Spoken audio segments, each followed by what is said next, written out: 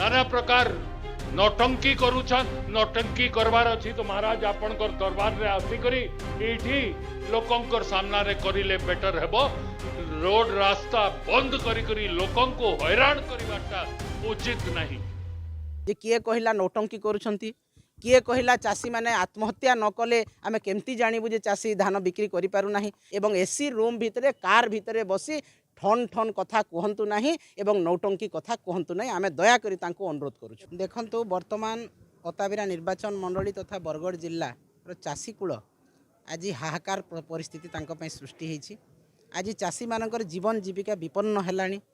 आज तांकर धान बिक्री हो पारुनी टोकन आसी पारु नाही एवं जो धान बिक्री होउछि मास मास पर्यंत तांकर टंका जमा हो नहीं।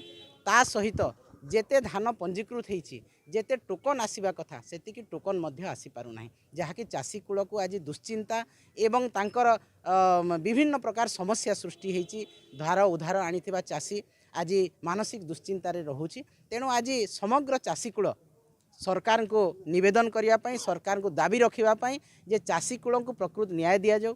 तांकर समस्त चाषी जहाँ पंजीकृत होती जमी सबू टोकन दि जाऊ। ठीक समय मंडी धान उठा जाऊ। कटनी छटनी जो 5 ରୁ 7 किलो पर्यंत कटनी छटनी करा जाउछि दलाल राज चली से दलाल राज गुंडा राज बंद करा जाऊ। एवं जो चाषी वर्तमान डिसेम्बर मासरे धान बिक्री सारिबा कथा वर्तमान पर्यंत धान बिक्री हो पारने। ए सबु समस्या को नहीं आज चाषी कूल आज गोटे बैठक होता अताबिरा ठारे एवं यही बैठक निर्यास जे आगामी दिन में जहाँ समस्या आम दाबीपत्र देइछु माननीय मुख्यमंत्री को तहसीलदार को जरिया से ही सबू दाबी जदि पूरण नहला आगामी दिन राजरास्ता अवरोध कराहब एवं समस्त सरकारी दफ्तर को बंद करने आम निष्पत्ति नहीं। देखो प्रथम कथा है पंजीकरण विलंब है एवं अनेक चाषी पंजीकरण करना एवं अनेक चाषी वर्तमान तांकर जहाँ पंजीकरण करिसेंती से टोकन मध्य आसी नाही। तेणु समस्त चाषी जहाँ जमी पंजीकृत करिसेंती समस्त टोकन दिया जाऊ। दलाल मुक्त करा जाऊ। कटनी छटनी बंद करा जाऊ। अभावी बिक्री चाषी जो करछंती सेटा बंद करा जाऊ।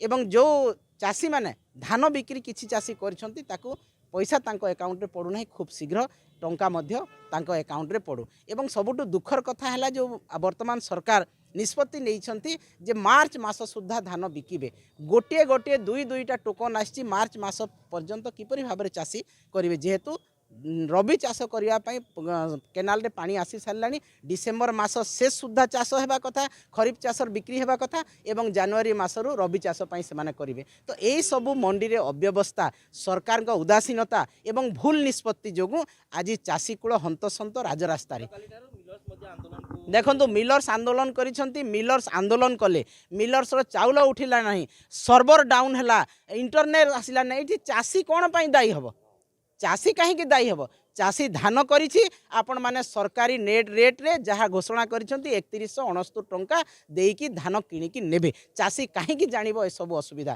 तेणु आमर दृढ़ दाबी जे चाषी को आहुरी विपद रे न पके तांकर जीवन को जीवन जीविका को विपन्न न करी आमर दाबी शीघ्र पूरण करा जाऊ। नहेले आगामी दिन रे समस्त चाषी कूल बाहरी सरकार विपक्ष रे बाहरी राजरास्ता अवरोध कर। देखंतु तांकर राजनेता मानकर जो मंतव्य जे किए कहला नौटंकी करूछंती किए कहला चाषी माने आत्महत्या न कले आमे केमती जानिबु जे चाषी धान बिक्री करि पारु नाही।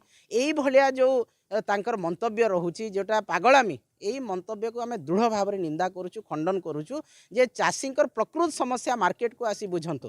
तांकर विधायक माने मार्केट बुलू नाहंती तांकर विधायक माने आसिकी चाषी सहित देखा करू नाहंती एवं से माने जानि परिबे केमती जे प्रकृत चाषीर असुविधा कौन होईची। तेणु आसंतु प्रैक्टिकल कथा बुझंतु देखंतु चाषीर कौन असुविधा होची एवं एसी रूम भितरे कार भितरे बसी ठन ठन कथा कहतु नहीं एवं नौटंकी कथा कहतु नहीं। आमे दया करी तांको अनुरोध करूँ। आज तो आम जिला स्तर प्रथम थर यहाँ आंदोलन आरंभ करूँ। आगामी दिन में समस्त कार्यालय सरकार बंद करा राजरास्ता बंद करा एवं चाषी मानकर जहाँ डिमांड आम देइछु सब हूँ न्याय्य दाबी से न्याय्य दाबी की सरकार जदि न मानती ताले आहुरी उग्ररू उग्रतर हो पार।